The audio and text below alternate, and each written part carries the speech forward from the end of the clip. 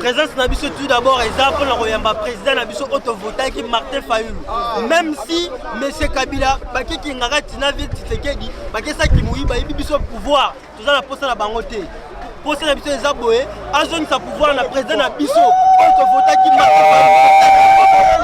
Yango toyeli awa toyebi poto yambaye tolakisa Félix ke aza na pouvoir te naketa mboka oyo mpe tovotaki ete le président oyo tovota eza Martin Fayoulou azoni sa pouvoir na président na biso c'est simple po tolakisa ye ke azwaki yango biso toyekoyamba président na biso oyo topesaki confiance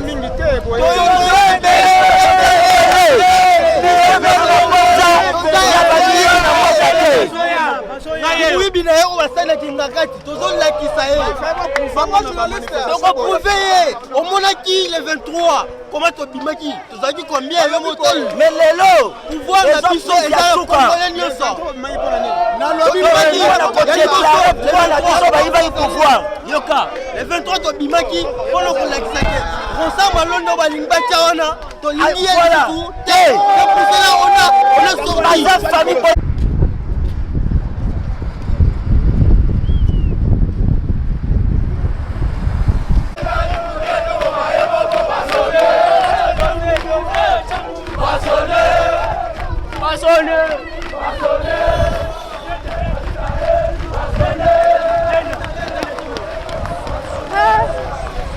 Papa. Ok, merci mingi papa, très gentil. Toye awa vraiment pour na koya koyamba président Martin Fayoulou. Eli Martin Fayoulou autovodaki azaki na voyage azoya toye koyamba ye. Alors déjà na mita boye biso ba koko sikoyo. Comme azamo na ba koko biso bakoko nde siko toye kokitisa siko na malembe nyonso akita asala musala na ndenge oyo esengeli mpona peuple congolais. Musala ya Martin Fayoulou ezali mpona kobundela peuple vraiment na ndenge moko ya mibeko ekenda no liboso. Alors et en plus de ça dollar ezosala ezokomata en plus de ça donc toujours qu'on vivre bien donc on y a passé donc nous allons les voir donc moyen de l'obésité alors déjà Nikoko mona bankoko na kiasiye mona akita donc tout le monde passe mingi tout ça pour souffrir na ko souffrir vraiment c'est la Martin Fayoulou comme ministre ya budget mais bino ko senga ye abongisa ko bongisa na biso ko ya bongisa po za en plus de ça, Azali opposition, Azapena dire il y a les bossons, il y a le président, comme Azali opposition. Mais vraiment, nous comprenons pourquoi Balingina Calais, Yeke, Makamune, que les bossons. Alors, Naza Kolobake, Awa Biso, la voix spirituelle des Noirs. Donc, quitter déjà le terrain pour nous président Akita, Namalembo Nyoso, Asal sa peuple congolais. Ayoka peuple congolais. Tozanati na yemi pour besoin de votakier. C'est quoi bilongo simbezani? OK, aweza lokola ke Bonkoko na kuma Bankoko. Bonkoko na kuma Bankoko do ifuto yamba. Ye Martin Fayoulou comme Bankoko, lokola yelembo na coutume na nzete pour soigner comme Nkoko.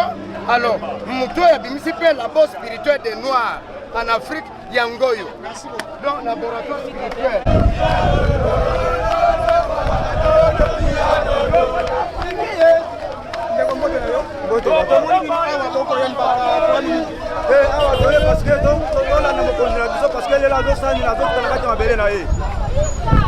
Message ni ko message ni ko se la part de no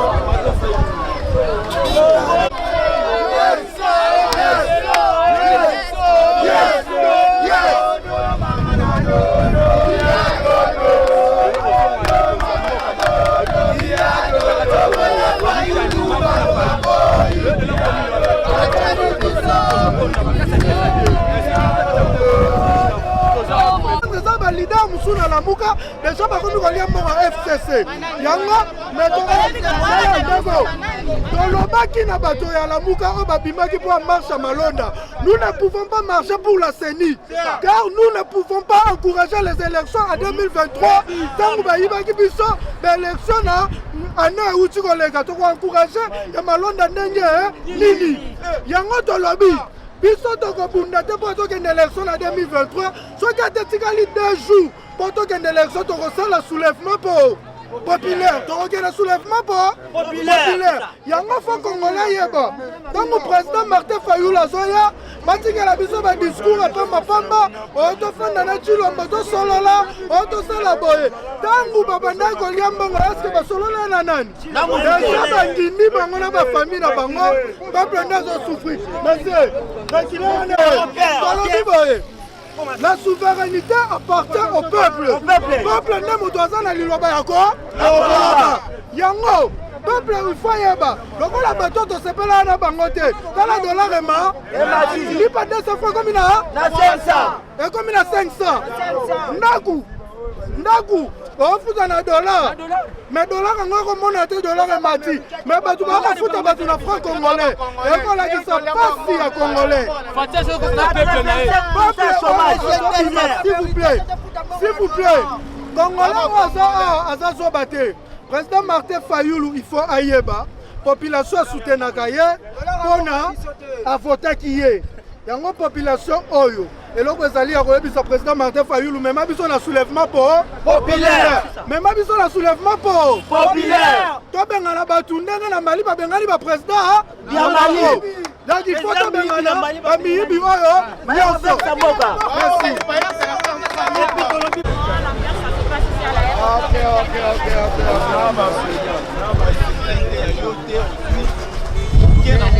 mais adaki na ende dope ya kabila basala mariage na baona kingakasi mais ye mo place aza fatigue conscience esala azwaki pouvoir pour l'intérêt ya peuple te pour l'intérêt personnel azwi déjà mwa mbongo na mikolo asali akotika na mboka po akoka te ademissionne na ntango balia na Rwanda yango bongo balia yango na kingakasi bango na bakabila ya nani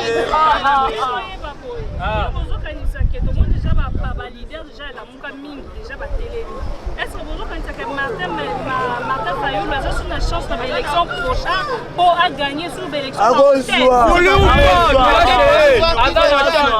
na lamuka eza plateforme bayebi nde batambusaka so tokomi na baélection bayebi mutu oyo bakotia enquête tokolobaka Martin Fayulu te mpo baka 4 5 bayebi mutu oyo bakotia enquête tokoma nde na élection mais par rapport à population ndenge tomonaka sur le terrain Fayulu aza na population ebele.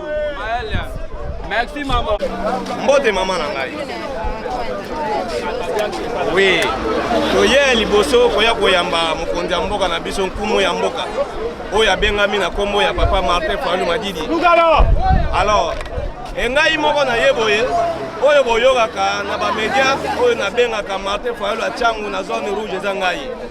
Naza motocycliste kasi yango netaye to ke to accueillir mokonzi na biso to yamba ye to l'accès bosolo ke to ponaki ye pe to lingaki ye lamuka boko luka dialogue na kashi bon biso lamuka to luka dialogue na kashi te kasi na biso lamuka tozo ko luka tozongisa souveraineté ya peuple oyo bango bayibaki bakozongisa ngo parce que peuple nde ye mokonzi bakozongisa ngo na ndenge nini tokozongisa ngo na nzela biso toza na minduki te tokozongisa na nzela maloba pe ya résistance na biso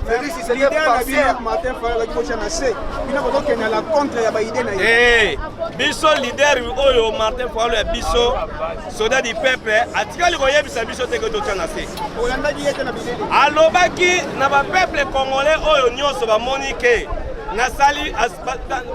nasali bango mabe alimbisa ngai mais leader na biso alobaki te ke tia na se leader na biso azalaki na aza na posa ti lelo bokonzi ya biso peuple ezonga na lolengo biso tolingelaki fierté des urnes tolobelaka ngo na basansi ya barésistance bomonaki nano eyambo liboso mbula ntango ebetaki mokolo marche ya fierté des urnes ezalaki wana ezalaki marche ya verté des urnes ezalaki marche ya Bemba te ezalaki marche ya Fayulu te mais ezalaki marche ya nani te mais ezalaki marche ya résistance à verté des urnes yango bomonaki tovotaki na sa mbula e mokolo wana mpe na kati ya elanga mbula ebeti mbula wana esokolaki masumu ya bato bayibaki bokonzi ya peuple alors sikoyo na mbula wana yango esokolaki mitema na bango ya bato wana baza na kashe ya kondima bakende na réforme ya kondima bakende dialogue mbula wana yango esokolaki motema na bango alors sikoyo lelo tolingi kosala nini epe tokoyebisa mokonzi na biso Martin Fayulu ye aza wana te po akende na kashe aza wana te po akende na FCC po bakende sala dialogue non Martin Fayulu ye alobi boye alingi boye ensemble na biso peuple bavanda bango nyonso mpona kolobake non lolenge bino bozokambela mboka yango te lolenge bino bozokendele yango te alors Martin Fayulu atelemi wana papa tika fo oyo kolakisa mona na bajournaliste mpo bamona mokonzi bayambaki na koma awa alors totelemi wana mpona kolakisa ke non biso tozali wana Martin Fayulu atelemi wana mpona kolobake te naza na posa ya bomengo na ngai te naza na posa bomengo ya bato te mais naza na posa ya peuple état de droit bino bozoloba ezonga na maboko ya peuple et puis biso totelemi wana mpona kolobake kosala bareforme kosala audit kasi yango bango balobaka Martin Fayulu akoti demande na ndeko Faci po akende luka mosala ezalaki proposition ya ndimaki Félix atikala président de la République te Martin Fayulu biso andima te ya bareforme andima te réforme elingi oloba eloko oyo bino bolambaki madesu ebeli bien te olingi siko tosopa yango tolamba oyo ya malamu alors elingi koloba na basansi wana epuis elingi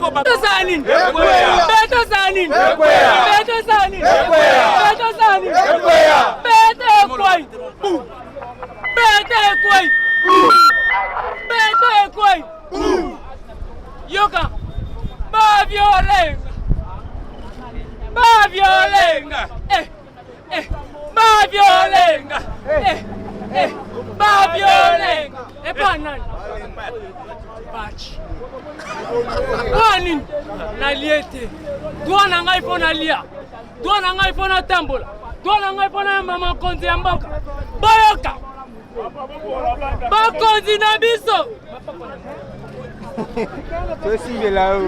bakonzi na biso gouverneur de la ville Jean Silingo Obila aboya kito ya mama konzi ya mboka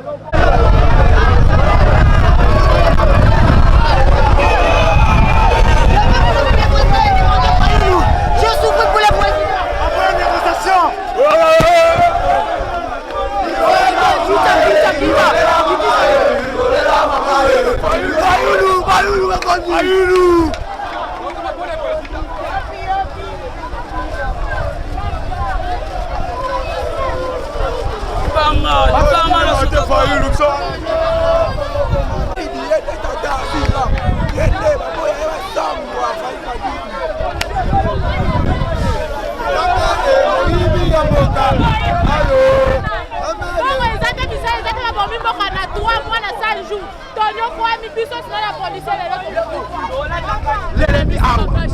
ça signifie